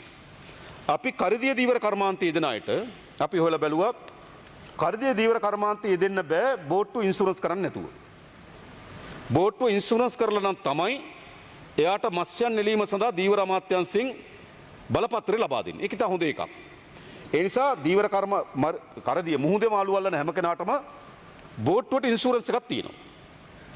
හැබැයි අපි දන්නවා සාමාන්‍ය කෙනෙක් ඉන්ෂුරන්ස් කරනකොට මොකද කරන්නේ? එයාට ඒක දරා ගන්න බැරි නිසා යා සාමාන්‍ය ප්‍රාය හොඳ නරකද නෙවෙයි. එයා අඬ වැළු කරනවා. ඒකනේ කරන්නේ. එහෙම නැත්නම් අවුරුදු 4ක් 5ක බෝට්ටුවක් නම් එයාට අලුත් බෝට්ටුවක් මිලදී ගන්න තරමට මේ සම්පූර්ණ හානි වලට දීමනාව ලැබෙන්නේ නැහැ. ඒක නේද? එයාට සම්පූර්ණ ඒකට එයාට සම්පූර්ණ බෝට්ටුව හානි වුණාම රක්ෂණයේ මුදලක් ලැබුණට ඒ රක්ෂණයෙන් ලැබෙන මුදල ප්‍රමාණවත් නැහැ අලුතෙන් බෝට්ටුවක් මිලදී ගන්න. අපි තීරණයක් ගත්තා රක්ෂණයෙන් ලැබෙන මුදල සීනෝර් ආයතන ලබා දෙන්න සීනෝර් ආයතනෙන් අලුත් බෝට්ටුවක් ලබා දෙනවා. සාමාන්‍ය බෝට්ටුව ලක්ෂ 4මාරක් ලක්ෂ 5ක් විතර යනවා. ඉන්ෂුරන්ස් එකෙන් එයාට හම්බෙන්නේ ලක්ෂ 2යි නම් ඒක සීනෝර් ආයතනට දීපුවාම සීනෝර් ආයතන ඊට ලක්ෂ 3 දරලා ලක්ෂ 5ක බෝට්ටුවක් එයාට ලබා දෙනවා. එයාට ඉන්ෂුරන්ස් එකෙන් ලැබෙන්නේ ලක්ෂ 4යි නම් ඉතුරු ලක්ෂ දරලා අලුත් බෝට්ටුවක් ලබා දෙනවා. අපිට අවශ්‍යකම තිබෙන්නේ එයාගේ කර්මාන්තය නිරන්තරයෙන් යෙදීම සඳහා අවශ්‍ය බෝට්ටු ලබා දීම. ඒතර මම හිතන්නේ ඒක තමයි අපි එඳ බෝට්ටු විනාශ වුණු හැම කෙනාටම ඉන්ෂුරන්ස් එක ලබා දෙන මුදලටින් සීනෝර් ආයතනයෙන් අපි බෝට්ටුවක් ලබා දෙනවා. සීනෝර් ආයතනට අවශ්‍ය මුදල් ටික අපි ලබා දීලා තියෙනවා. ඊළඟ දැල්ලාම්පන්න නැති වෙලා තියෙනවා. මම බැලුවා කරිද දීවර කර්මාන්තයේ දෙන දීවරයෙකුගේ එක පීස් එකක් සඳහා රුපියල් 20000ක් යනවා කියලා දෙනවා. රුපියල් 20000ක් යනවා. අපි තීරණය කරලා තියෙනවා ඒ දැල්ලාම්පන්න නැතුණු හැම කෙනාටම පීසස් 5ක් දෙන්න. ඒ සඳහා රුපියල් ලක්ෂයක වවුචරයක් දෙනවා. මුහුදු දීවර කර්මාන්තයේ දීලා ඉන්නවනම් ඒගොල්ලන්ට පීස් 5ක් ලබා දෙනවා. ඒකට ලක්ෂයක් ඕන. ලක්ෂයක වවුචරයක් දෙනවා.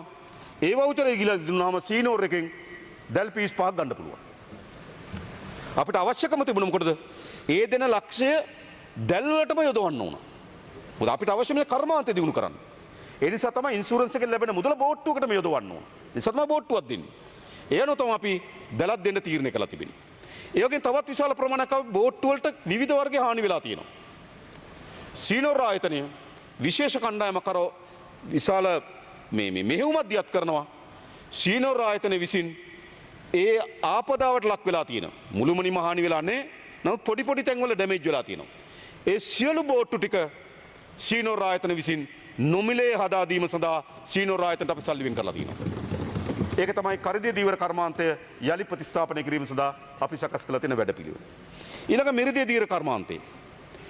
ඒතකොට සීනෝර් ආයතනට ගොඩක් වැඩ එනවනේ දැන් බෝට්ටු හදන්න නේද? ලොකු වැඩ දැල් හදන්න වැඩ ගොඩක් තියෙනවා. එතන මම හිතන්නේ මිරිදිය කර්මාන්තේ බර අපි සීනෝර් ආයතනට දෙන්නේ නැහැ. මිරිදිය කර්මාන්තය අපි කරන දේ තමයි ඔරුවක් නැති වෙලා තියෙනවා නම් සම්පූර්ණ වශයෙන් ඔරුව හානි වෙලා තිබෙනවා නම් රුපියල් ලක්ෂයක් දෙනවා එයාට අලුත් ඔරුවක් මිලදී ගැනීම සඳහා අවශ්‍ය වෙන ආධාරයක් ලෙස. රුපියල් ලක්ෂයක් ලබා දෙන ඔරුවක් නැති වෙලා තිබෙනවා. ඒගොල්ලන්ටත් දැල් පීස් ප්‍රමාණයක් දෙනවා උපරිම 5 දක්වා. අපිට දීවර අමාත්‍යාංශ කැඳවුවාම අපිට කියලා තියෙනවා ඒ වගේ විශේෂම දීවර සමිති තියෙනවා. මේ දීවර සමිතිවල එක දීවරයට හිමි අහිමි වුණු දීවර දැල් පිළිබඳ අදහසක් තියෙනවා කිව්වා. ඒතර අපි මේ අදාළ දීවර දැලටම දෙන්න පුළුවන්. එයාගේ දැල් 2යි නම් එයාගේ දැල් 5යි නම් අපිට හරියටම ගණන් කරලා දෙන්න පුළුවන්. මොකද ඒකේ දත්ත තියෙනවා කියලා දීවර කටයුතු අමාත්‍යාංශ අපිට කිව්වා. මොකද හැම වැවක් යටතේම දීවර සමිතියක් තියෙනවා. ඒ සමිතිය යට තියෙනවා දීවරයට හිමි දැල් ප්‍රමාණය. අන්න ඒ අනුව කවර හෝ දීවරයකට දැල් අහිමි වෙලා තිබෙනවා නම් රුපියල් 75000 එක දැලකට රුපියල් 15000 ගාණි දැල් 5ක් දක්වා උපරිමයකට ලබා දෙන්න අපි තීරණය කරලා තිබෙනවා. මිරිදිය කර්මාන්තය උඩට ගන්න. ඊළඟ ප්‍රධාන ප්‍රශ්නයක් වෙලා තිබෙනවා මිරිදිය කර්මාන්තයේ සාමාන්‍ය මේ දීවර සමිති යම් මුදල් එකතු කරලා තමයි ඒ වැවට මාළු පැටව දාලා තියෙන්නේ. මොකද ඒවා දැන් අර ඉස්සර වගේ වැවක ගිහිලා ඕන කෙනෙකුට මාළු අල්ලන්න බෑ. දැන් තියෙන දේ තමයි දීවර සමිතියක් තියෙනවා. ඒ දීවර සමිතිය ලියප් අපි තමයි ලාලේ කාලේ නේද ඕන තරම් ගිහිලා මාළු වල දැන් අල්ලන්න බෑ එහෙම. ඔව් අල්ලන්න බෑ. දැන් තියෙන දීවර සමිතියක් තියෙන සමිතියේ සමාජිකයන් විතර මාළු අල්ලන්න පුළුවන්. ඒ නිසා ඒ සමිතියම තමයි ඒ සමාජිකයන් මුදල් එක්රැස් කරලා පැටව දාන්නේ. වැවට. එතකොට ඒකට ඒ අයට මුදලක් යනවා. නමුත් දැන් ගොඩක් තැන් වලින් ඒ දීවර අමාත්‍යාංශයේ සාකච්ඡා කරන අපිට තේරුණා විශාල ප්‍රමාණයක් මේ වැව් ගලාගෙන ගියපු නිසා දාපු පැටව වලින් 30-35කට ආසන්න ප්‍රමාණයක් දැන් මේ සමහර ඔයගොල්ලෝ ඔක්කොම ගිහිලා තියෙනවා. ඔක්කොම ගිහිලා තියෙනවා.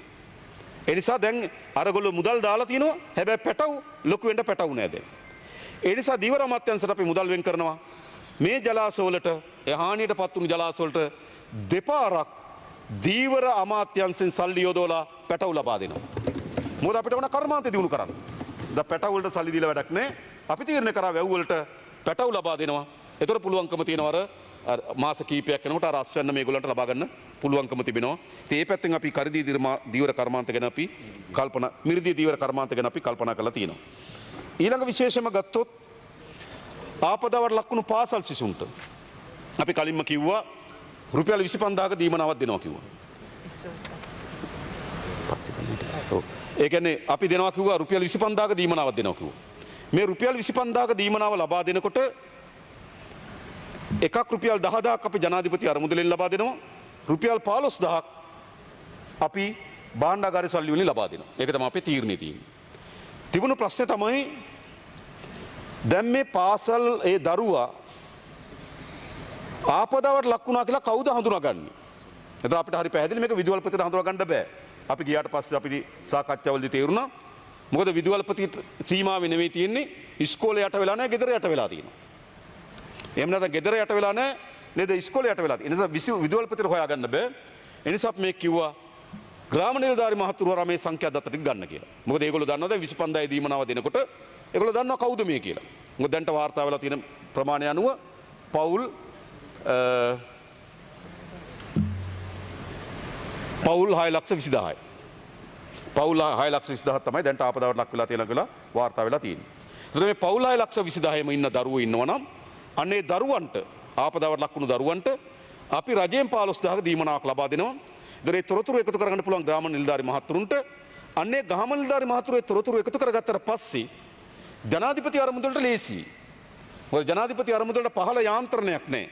ඒතර පහළ යාන්ත්‍රණයේ තියෙන රාජ්‍ය යාන්ත්‍රණයට ග්‍රාම නිලධාරි මහතුරු එකතු කරලා ඒක ප්‍රාදේශීය ලේකම්තුමාලා හරහා ලබා දුන්නාට පසුව ඒ නාම ලේඛනයටම නැවත රුපියල් 10000ක් ජනාධිපති අරමුදලෙන් ලබා දෙන්න පුළුවන්. එහෙම වුණාම මම හිතන්නේ අපිට රුපියල් 25000 පාසල් දරුවෙකුට ලබා දෙන්න පුළුවන්. අපි උපරිම උත්සාහ කරන අලුත් පාසල් වාරය ආරම්භ කරන්න කලින් මේ මුදල් ලබා දෙන්න ඕන කියන ස්ථාවරයක අපි ඉන්නවා. ඒතර ඒක මම හිතනවා පාසල් ළමයි නැවත පාසලට යාම සඳහා. අපි දැන්ටමත් වෙන් කළා තියෙනවා සමෘද්ධිසා ළමයි 200ට අඩු පාසල් වලට රුපියල් 6000ක දීමනාවක් ලබා දෙන්න. ඒවා කිසි දෙයක් අප්පාදු කරන්නේ. ඒ දීමනාව එසේම ලබා දෙන ගමන් මේ විශේෂ ආපදාව හේතු කොටගෙන අපි ඒ ළමුන්ට ඒ රුපියල් 25000 දීමනාව ලබා දෙනවා. ඒකට අවශ්‍ය මුදල් ප්‍රතිපාදන මේ පරිපූර්ණක ඇස්තමේන්තුව තුළ තිබෙනවා. ඊළඟ විශේෂම ගත්තොත්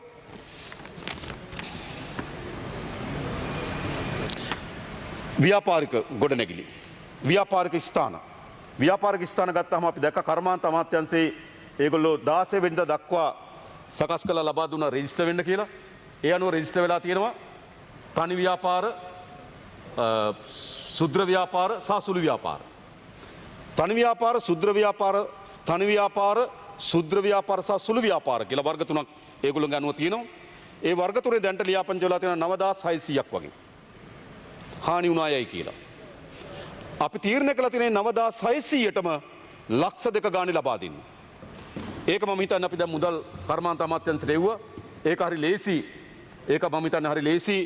ඒගොල්ලෝ ඩේටා එකතු කරලා තිබෙන්නේ ඒගොල්ලන්ගේ නිලධාරීන්ගේ අධීක්ෂණය යටතේ. ඒක පද්ධතියකට එකතු කරලා තියෙන accounts number එක තියෙනවා. ඒ නිසා ඉතින් ඉක්මනින්ම අපිට ඒ සල්ලි ටික යවන්න පුළුවන්. එඳා යලි මේ කර්මාන්ත වලට සුළු තනි කර්මාන්ත වලට පණ දීම සඳහා මේ ලක්ෂ 2ක දීමනාව අපි ලබා දෙන්න තීරණය කළා තිබෙනවා. ඊළඟ අපි තවත් එකක් දකිනවා බිල්ඩින් වලට විශාල හානියක් වෙලා තියෙනවා මේ කර්මාන්ත. ඒ කියන්නේ ව්‍යාපාර ගොඩනැගිලි වල. ගොඩනැගිලි වලට හානි වෙලා තියෙනවා. ඒතර ගොඩනැගිලි වලට එයාට ගේකුත් තියෙනවා, කඩේකුත් තියෙනවා. ඒතර ගේ යාගේ හොඳින් තියෙනවා, හැබැයි කඩේ යට වෙලා තියෙනවා. අපි ඒගොල්ලන්ගේ බිල්ඩින් එක හදන්න දෙන්න ඕන. අපි ඒ නිසා තීරණය කළා තිබෙනවා ආපදාවට ලක් වුණු අර්ධ හානි වලට ලක් වෙලා තියෙන බිල්ඩින් වලට ආරම්භයක් ලෙස ලක්ෂ 5 ගානේ ඔක්කොටම දෙනවා. ලක්ෂ 5 ගානේ දෙනවා. කවුරු හරි කියනවනම් තමන්ගේ ලක්ෂ 5 ප්‍රමාණවත් මදි කියලා ඒක තක්සේරු කරලා උපරිම ලක්ෂ 50 දක්වා දෙනවා. තක්සේරු නොකර දෙනවා.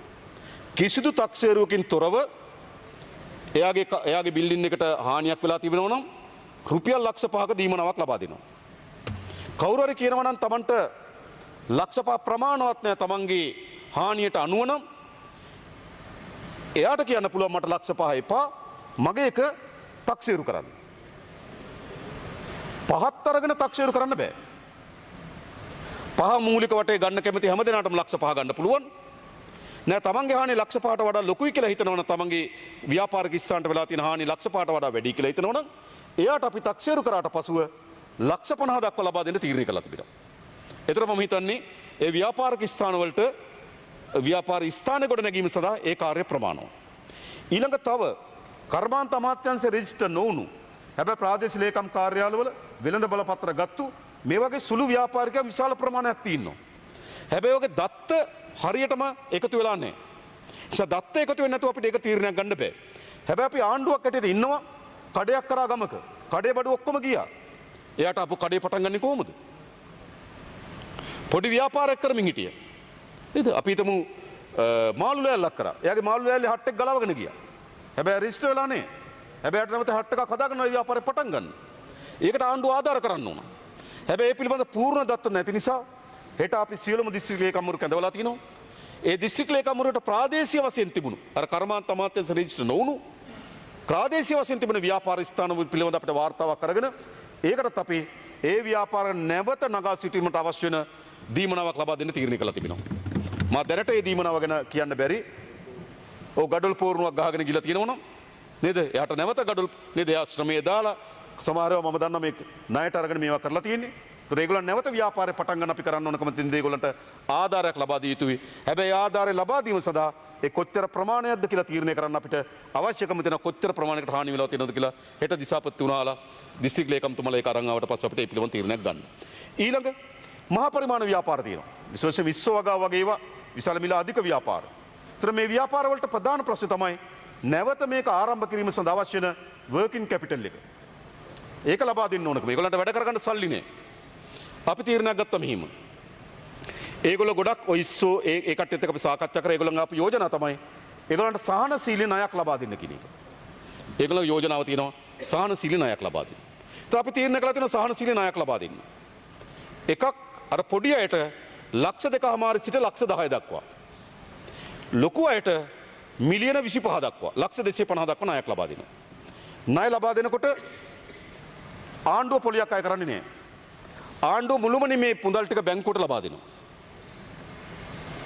බැංකුව හරහා තමයි මේක දෙන්න ඕන. මොකද හරියට ඒගොල්ලෝ පරණ ගිණුම් බලලා ඒගොල්ලෝ දන්නවා මේ ව්‍යාපාරෙට මිලියන 25ක් ඕනද මිලියන 10ක් ඕනද කියන ඒගොල්ලෝ දන්නවා ඒගොල්ලන්ගේ ගනුදෙනු කරුවන් නිසා.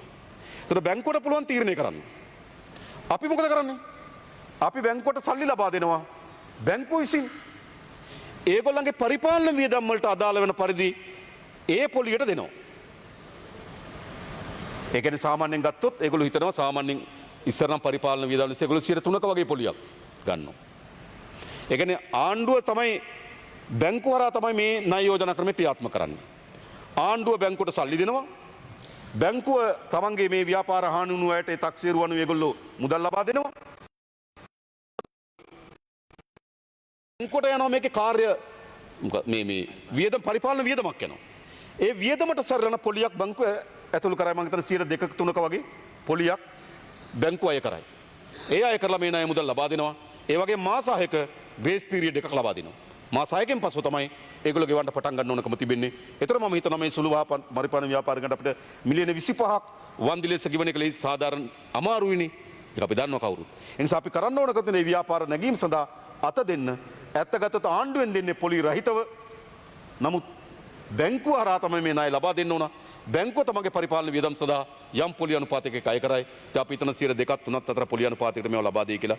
ඒතර අපිට පුළුවන් ඔය මිලියන 25 දක්වා ණය යෝජනා ක්‍රමයක් හදලා තියෙනවා. එවැනි ව්‍යාපාර යලි නගා සිටුවන්න. ඊළඟ ප්‍රධාන ප්‍රශ්නේ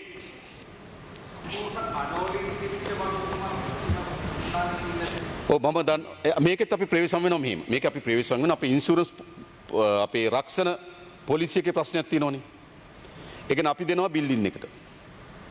ඒක අඩු කරලා තමයි රක්ෂණය දෙන්නේ. ඒ එහෙම පොලිසිය එකක් අපි නෑ. අපි එක වෙන විදියකට ඒක කළමනාකරණය කරන්න. ඒතකොට අන්න එයාට පුළුවන් බහන්න ගිහිලා තියෙනවා නම් මම අර කලින් කිව්වේ පැකේජ් එකක් දැන්ට ලක්ෂ 2ක් දෙනවනේ අර තනි සුද්‍ර සුළු කියන එක ලක්ෂ 2ක දීමනාවක් දෙනවනේ. අන්න ඒ දත්ත ටික අපිට එකතු වුණාම ඒ හානියට යම් දීමනාවක් අපි ලබා දෙන්න පුළුවන්. හැබැයි මම කියන්නේ ඒක මුළුමනින්ම තක්සේරු සහිත දීමනාවක් නොවෙන්න පුළුවන්. හැබැයි දීමනාවක් අපි ලබා දෙනවා. ඒ ලබා දෙන්න නම් අපිට මේ දත්ත ටික ඔක්කොම එකතු වෙන්න ඕනකම තිබෙනවා. ඉතින් අපි හිතනවා හෙට අපිට ඒ ගැන තීරණයක් ගන්න පුළුවන් වෙයි කියලා. ඒතර ඒගොල්ලන්ට අපි ලබා දෙනවා. ඒගොල්ලන්ගේ හැබැයි ඉදිකිරීම සඳහා මම කලින් කිව්වේ. ඒගොල්ලන්ගේ බිල්ඩින් එකට හානි වෙලා තියෙනවා නම් ආරම්භයක් ලෙස ලක්ෂ 5ක් දෙනවා. ලක්ෂ 5 ඒගොල්ලන් ප්‍රමාණවත් නැහැ කියලා හිතනවා නම් නේද ඒගොල්ලන්ට තක්සේරු කරලා ලක්ෂ 50 දක්වා නැවත බිල්ඩින් එක හදා ගැනීම සඳහා දීමනාවක් ලබා දෙනවා. ඒතර මම හිතන්නේ මේ ව්‍යාපාර ටික නැවත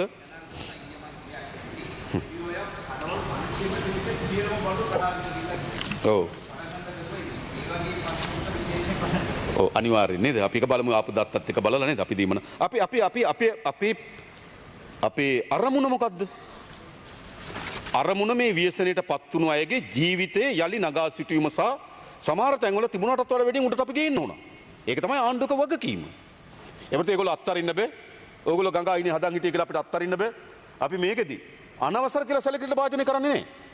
අපේ වගකීම තමයි අනවසර ඉදිකිරීම හානි වෙලා තියෙනවා නම් ගෙවන්න ඕන. හැබැයි අභිප්‍රාය අනවසර කියන අයින් කරගන්න එක තමයි අපේ අභිප්‍රාය. ඒ නිසා මම හිතන්නේ ඒක තමයි අපි ඒ සඳහා තිබෙන යෝජනාවලිය.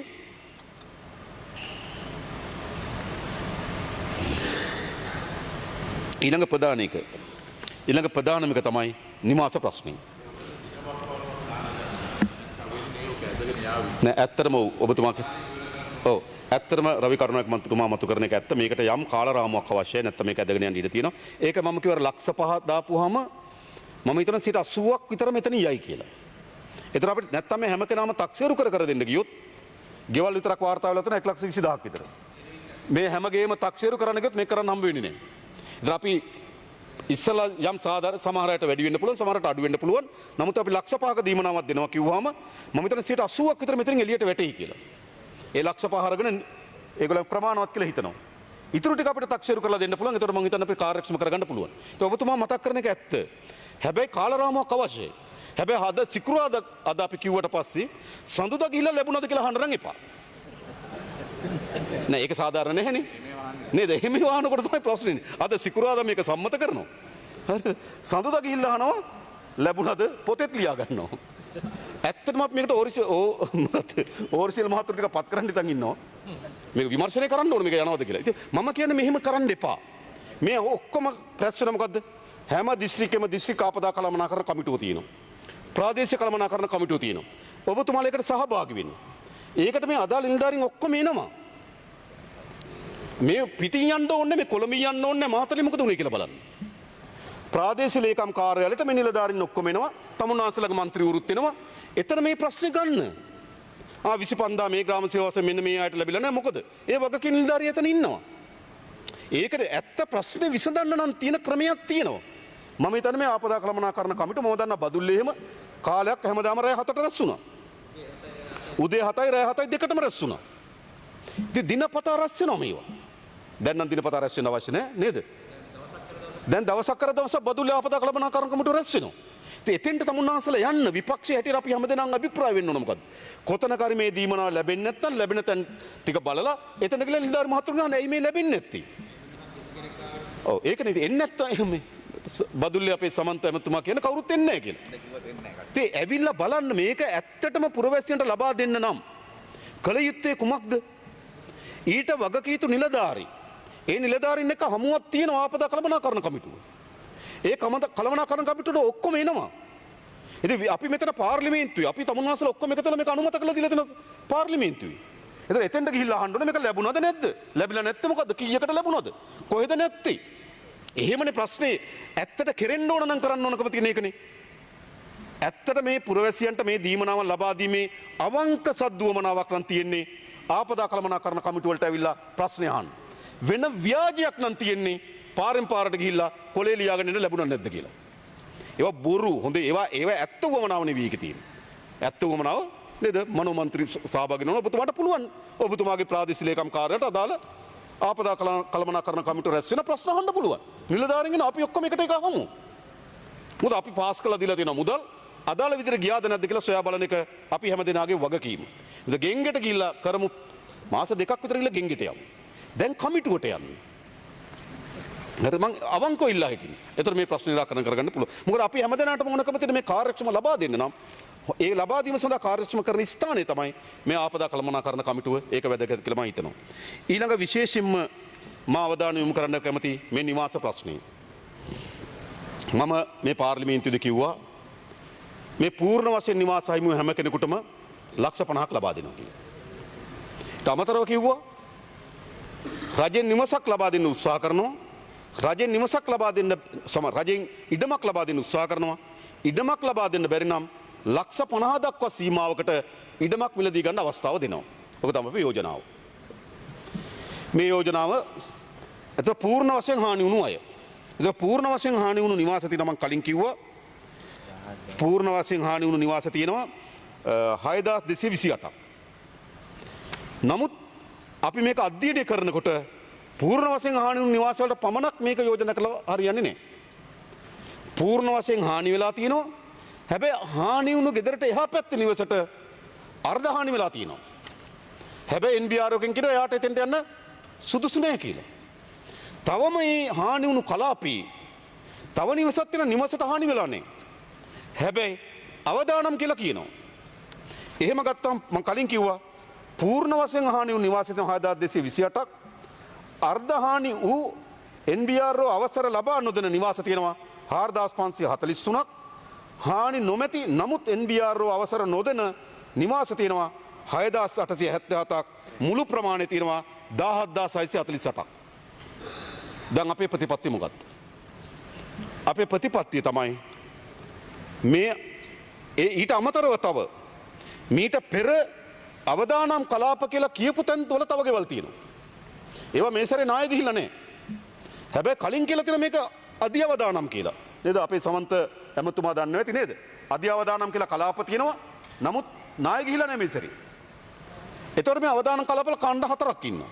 පූර්ණ වශයෙන් නිවාස අහිමි වුණු අය, අර්ධ වශයෙන් හානි වෙලා අධි අවදානම් කලාපවල ඉන්න අය, හානි නොවි අධි අවදානම් කලාපවල ඉන්න අය, ඒ වගේ මේ සැරේ නායාමට බදු නොවුණු අධි අවදානම් කලාපවල ජීවත් වෙන අය ඉන්නවා. අපේ මුළු ප්‍රතිපත්තිය තමයි මේ සියලු දෙනාම අවදානම් කලාපවලින් යලි සුරක්ෂිත පදාලවල පදිංචි කරවන එක. ඒතර පියවරෙන් පියවර පටන් ගන්නවා. පියවරෙන් පියවර පටන් ගන්නවා කියන්නේ මොකද්ද? මේ මා දැන් කලින් කියපු නායාමට භාජනීය වුණු කලාපවල අර මං කියපු කාණ්ඩ තුනටම ඇතුළත් පවුල් 17648ටම මේ ලක්ෂ 50 දීමනාව ලබා දෙනවා. 10648ට බිලියන 85ක් විතර යනවා. මේ කරන්න ඕන. මේක මේ මා හිතන්නේ මේක අපි දැරිය යුතුයි මේ වියදමක් හැටියට. මොකද ජනතාවගේ ජීවිත කොතනින්ද අපි මිල කරන්නේ? ඒකට සීමාවක් නැහැ. ඒ නිසා පාර්ලිමේන්තුවක් හැටියට අපි හැමදෙනාගේම වගකීම තියෙනවා. මේ 17648ම එතනින් විතර ගන්නවා අපි.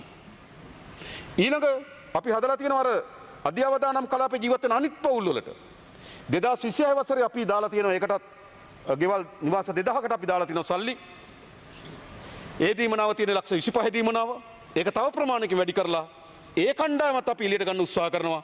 අපිට 26න් බැරි වෙයි 27 වෙනකොට අධ්‍යවදානම් කලාපවල කිසිදු පවුලක් ජීවත් වෙන්න බැරි විදියට නීති සම්පාදනය කරනවා. එළියට ගැනීම සඳහා අවශ්‍ය වෙන මූල්‍ය පහසුකම් ලබා දෙනවා. ඊළඟ මේ පූර්ණ වශයෙන් හානි වුණු ගෙවල් වල කුරුණෑගල වගේ පළාත් ගත්තොත් ගම් වතුරට යට වුණා. එයාට ඉඩම තියෙනවා. ඒවා මේ වගේ ගම් වතුරට යට වෙන නිසා වාර්ෂික යට වෙන තැන නෙවෙයි. ඒතර ඒගොල්ලෝ කැමති නම් ඒ ඉඩමටම යන්න. ඒවා NBR එකේ මුකුත් කියන්නෙත් නැහැ. හානිදායකත් නැහැ. එයාට දැම්මම පුළුවන් අපි පළමු පියවර තමයි මුළුමනින්ම නිවාසය අහිමි වුණු එහෙත් පදිංචි වීම සඳහා ඉඩම සුදුසු අයට ලක්ෂ 50 ලබා දෙනවා. එතන වාර්තා වෙලා තියෙන 2000ක් විතර ඉන්නවා කියලා. ඒ 2000 ඉක්මනින්ම අපිට ඉවත් කරගන්න පුළුවන්. ඊළඟ අපි හැම දිස්ත්‍රික් ලේකම්වරයෙකුට දැනුම් දීලා තියෙනවා ඒ පළාතේ තියෙන ඉඩම් හොයාගන්න කියලා. රජයේ ඉඩම්. සමහර ඒවා තියෙන පෞද්ගලික ඉඩම් තියෙන්නේ. පෞද්ගලික ඉඩම් ඒගොල්ලන්ගේ එකඟතාවය මත අපි රජයට අත්පත් කරගන්න සැලසුම් හදලා තියෙනවා.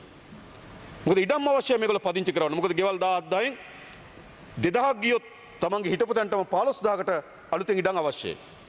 එනිසා අලුතෙන් ඉඩම් ලබා දීම සඳහා රජය සහ රජය විසින් අත්පත් කරගන්න ලබන රජයට අත්පත් කරගත හැකි රජය විසින් අත්පත් කරගනු ලබන ඉඩම්වල මේ පවුල් ඉතිරි 15000ම පදිංචි කරවන්න අපි සැලසුම් හදලා තියෙනවා. අන්න ඒ දක්වා ඒ පවුල් 17000ට මම කලින් කිව්වේ මාස 6කට රුපියල් 25000 ගානේ දීමනාවක් ලබා දෙනවා නිවාසයක කුලියට ඉන්න තමන්ගේ ඥාතියෙක් ගෙදර හිටියත් ඒක ලැබෙනවා. ඒතර මම හිතනවා මේ ඇතිවුණු තත්ත්වයේ සැලකිත ප්‍රමාණයකින් අපිට යථාවත් භාවයට පත් කරගන්න පුළුවන්කම තිබෙනවා. ඒ නිසා අපි මේ බිලියන 500 මේ පරිපූර්ණක ඇස්තමේන්තු ඉදිරිපත් කරන්නේ ඒ ජනතාවගේ අපි මේක පියවර කීපකින් අනුගමනය කරා. පළමුව අපි විශාල වේසදරුව මුදා ගන්න. පළමු වේස මුදා ගන්න. විශාල ප්‍රමාණයක් අපි මුදා ගන්න සමත් වුණා. දෙවැනි පියවර බවට පත් වුණේ අවතැන් වුණු ජනතාවට සුරක්ෂිත මධ්‍යස්ථාන වල ගෙන යාම, ආහාර පාන ලබා දීම, සෞඛ්‍ය ආරක්ෂණ ලබා දීම. ඒක ඒ පියවර අවසන් දැන්. තුන්වෙනි පියවර බවට පත් වෙන්නේ එය නැවත පදිංචි කරවීම. සායගොල්ලන්ගේ ජීවන උපාය සකස් කළ දෙන එක. ගොවියෙක් නම් කුස් කර්මාන්තය යොදවන එක. සත්ත්ව පාලනයක් නම් දීවර කර්මාන්තය යොදවන එක. සුළු කර්මාන්තය යෙදෙන කෙනෙක් නම් ඒකට අවශ්‍ය වෙන සහාය දෙන එක. ඒගොල්ලන්ගේ ජීවන උපාය සම්පූර්ණ කළ දෙන එක. ඊළඟ පියවර අවතැන් වුණු අයට අවශ්‍ය වෙන නිවාස ටික සකස් කළ දෙන එක. ඊළඟ පියවර අපිට මෙවැනි ස්වභාවික ව්‍යසන වළක්වන්න බෑ. හැබැයි ස්වභාවික ව්‍යසන වලින් විය හැකි හානිය වැළැක්වීම සඳහා දිගු කාලීන විශේෂයෙන්ම මධ්‍ය කඳුකරේ යලි යථාවත් කිරීම ඉලක්ක කරගත්තු දීර්ඝ කාලීන සැලසුමක් සකස් කරලා ක්‍රියාත්මක කිරීම. ඒ නිසා ඉතාමත් විධිමත් පියවර ගණනාවකින් අපි මේකට ප්‍රවිෂ්ඨ වෙලා තිබෙනවා. මේ කිසිවක් ඒ වෙලාවේ දැනිලා ඒ වෙලාවේ හැංගිලා කරපු වැඩ නෙවෙයි. මේ හැම එකක්ම සැලසුම් සාගත කරපුවා.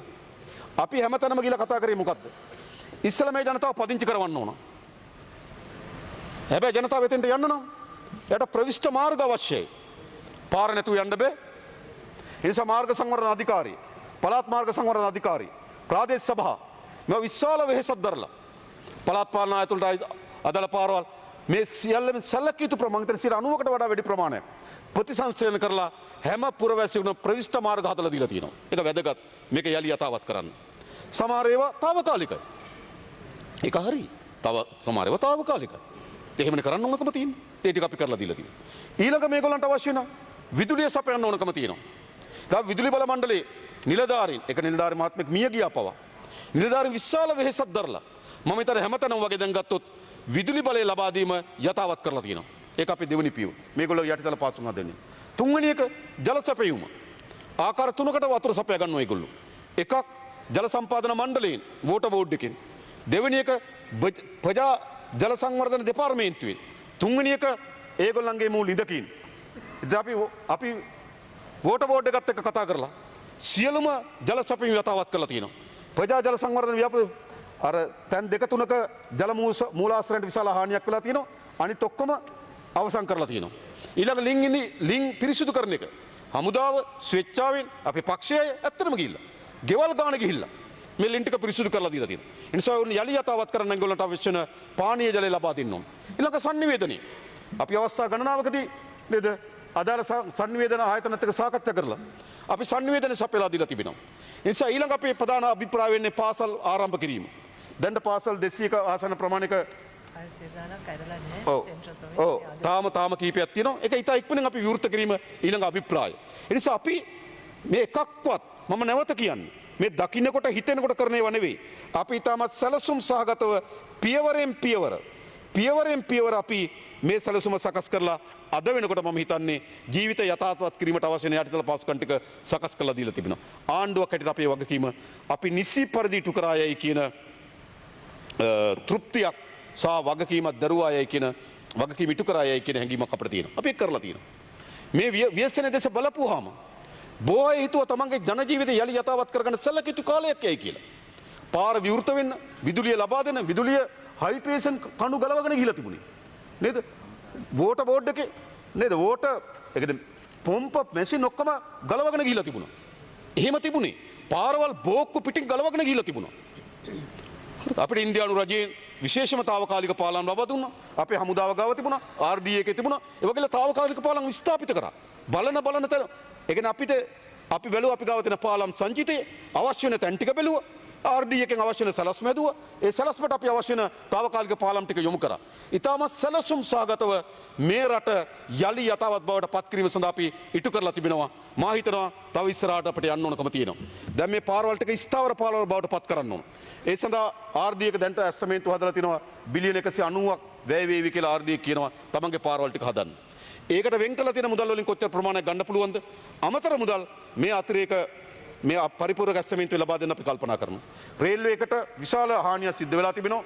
ඒක ඇස්තමේන්තුව අපි ඉතින් ඉතාමත් හොඳින් අපිට සකස් කළ ඉතාම ලැබුණාම ඒ සඳහා අවශ්‍ය වෙන ප්‍රතිපාදන අපි ලබා දෙන්න සැලසුම් කළා. ඊළඟ විශේෂම ගත්තොත් වාරි මාර්ග දෙපාර්තමේන්තුව හානි වෙලා තියෙන තැන් ටික බලලා ඒකත් ලබන අවුරුද්ද ඇතුලේ ප්‍රතිසංස්කරණය කරන්න ඕන. අපි ආරම්භයක් ලෙස මේ මහා කන්නේට අවශ්‍ය වෙන ජල සැපයීම දුන්නත් දිගටම එහෙම දෙන්න බෑ නේද? ඊළඟ යල් කන්නේ එනකොට අපි තෝරාගෙන තියෙනවා කොයි වාරි මාර්ග පද්ධතිය ප්‍රතිසංස්කරණය කරන්න පුළුවන්. ඊළඟ මහා කන්නේ එනකොට අපි ඊළඟ මොන වාරි මාර්ග පද්ධතිය ප්‍රතිසංස්කරණය කරන්න කියලා ඒ ටික සකස් කරලා තිබෙනවා. ඊළඟ විශේෂම ගත්තොත් අපි අපේ සැලසුම් දෙපාර්තමේන්තුවේ නිලධාරි මහතුරු ඉතාමත් වෙහෙස දරලා මේ දෙපාර්තමේන්තුවල තොරතුරු ඔක්කොම එකතු කරලා පොඩි පැකේජ් හදලා තියෙනවා. කවුරු ආධාරයක් දෙන්න ලෑස්ති නම් තැන යවන්න එපා. අක්‍රමවත්ව වියදම් කරන්න එපා. ප්‍රතිඵලයක් නැහැ. අපි දෙන්නම් මුදල කියන්නේ මුදලට අපිට අවශ්‍ය වෙන වැඩි. මෙන්න මේ වැඩේ අපිට කරලා දෙන්න මෙච්චර මුදලක් වේවි. අපි ආධාර ලබා ගන්න අපේක්ෂා කරනවා. මේ මුළු බරම අපේ භාණ්ඩාගාරයට දරා ගන්න බැරිව අපි දන්නවා. නමුත් ඒ සඳහා විධිමත් වැඩ පිළිවෙලක් අවශ්‍යයි. අපි දන්නා පහුගිය කාලේ වෙණි ආධාරවලදී නේද? ඒවා විධිමත්ව සිද්ධ වුණ නැති නිසා ඒ වියදම් කරපු මුදලට සාපේක්ෂව අපිට ප්‍රතිඵල ලැබුණේ නැහැ. ඒ නිසා අපි හදනවා ලබා දෙන්න ඕන පොඩි පැකේජ් කීපයක් හදනවා. කවුරු හරි දානපතියෙක් කැමති නම් පාසල් දෙකක් හදලා දෙන්න. ඒක අපි පොඩි එකතුවක් හදලා මේ පාසල් දෙකට මෙච්චර මුදලක් කියලා අපි කියනවා. කවුරු හරි කැමති නම් රෝහලකට උදව් කරන්න. කවුරු හරි කැමති නම් පාරක් හදලා දෙන්න. කවුරු හරි කැමති නම් පාලමක් හදලා දෙන්න. එයාගේ නම වුණත් අපිට ගහන්න පුළුවන්. මේ ඔක්කොම කරලා ඉවරලා මොකද කරන්නේ? මේක සැලසුම් කරලා තියෙනවා. ඒ ආධාර ලබා ගැනීම සඳහා පැකේජ් එකක් හදන්න. ඒ වගේම අපේ ආගමික ස්ථාන ඒවා පිරිසිදු කර ගැනීම සඳහා අවශ්‍ය වෙන රුපියල් 25000 දීමනාව අපි ලබා දීලා තියෙනවා. අපේ බුද්ධ ශාසන කටයුතු සංස්කෘතික කටයුතු ඇමතුමා 801ක් ආගමික 861ක් ආගමික ස්ථාන හඳුනාගෙන තියෙනවා. දැන්ට 1000කට කිට්ටු ප්‍රමාණයක් ඇවිල්ලා තියෙනවා. ඒ සියල්ලම බුද්ධ ශාසන අමාත්‍යාංශයේ තියෙන වැය ශීර්ෂයටදී ඒවා ප්‍රතිසංස්කරණය කිරීම සඳහා සැලසුම් හදලා තිනවා. ඒ වගේම පන්සල් සහ ආගමික ස්ථාන පල්ලි කෝවිල් ඒවා ප්‍රතිසංස්කරණය කිරීම සඳහා යම් දායක සභාවන්ගේ දායකත්ව ලබා දෙන එකඟතාවය පළ කරලා තිබුණා. මේ විදිහට රජයක් ඒ වගේම අපේ පුරවැසියන් ජනතාව විදේශගත ශ්‍රී ලාංකිකයන් මේ ඔක්කොම එකතු කරගත්ත එක්සත් ජනපදයේ ජීවත් වෙන විදේශගත ශ්‍රී ලාංකිකයන්ට පුළුවන් යම් ව්‍යාපෘතියක් බාර ගන්න. ප්‍රංශ ජීවත් වෙන සමහර ශ්‍රී ලාංකිකයන්ට පුළුවන් තව ව්‍යාපෘතියක් බාර ගන්න. ඒ විදිහට අපි අපේ ශ්‍රී ලාංකිකයන්ට මේ ව්‍යාපෘති බෙදලා දෙනවා. අපේ රටේ ඉන්න දානපතියන්ට අපි මේ ව්‍යාපෘති බෙදලා දෙන්න කල්පනා කරනවා. එහෙම කරොත් අපිට හිතනවා අපේ ආණ්ඩුවත් විපක්ෂය පොදු ජනතාව ඒ වගේම විදේශ අපේ මිතුරන් මේ සියල්ලඟම එකතු කරලා අපිට දායකත්ව හැදුවොත් මේ තත්ත්වෙන් අපිට ඉතා ඉක්මනින් ගොඩ ඇවිල්ලා අපි අර අයවැය ලේඛනයෙන් අපේක්ෂා කරමින් තිබෙන වැඩසටහන අපි ඉස්සරහට ක්‍රියාත්මක කරන්න පුළුවන්. ඒ වෙනුවෙන් මේ බිලියන 500 පරිපූර්ණක ඇස්තමේන්තුව මේ පාර්ලිමේන්තුවට සම්මත කරලා දෙන්න කිල්ලා සිටිමින් මම නතර වෙනවා. බොහොම ස්තුතියි ගරු නියෝජ්‍ය කතානායකතුමනි. In today's order paper, item number 1, supplementary sum, head 240, program 2, House agrees.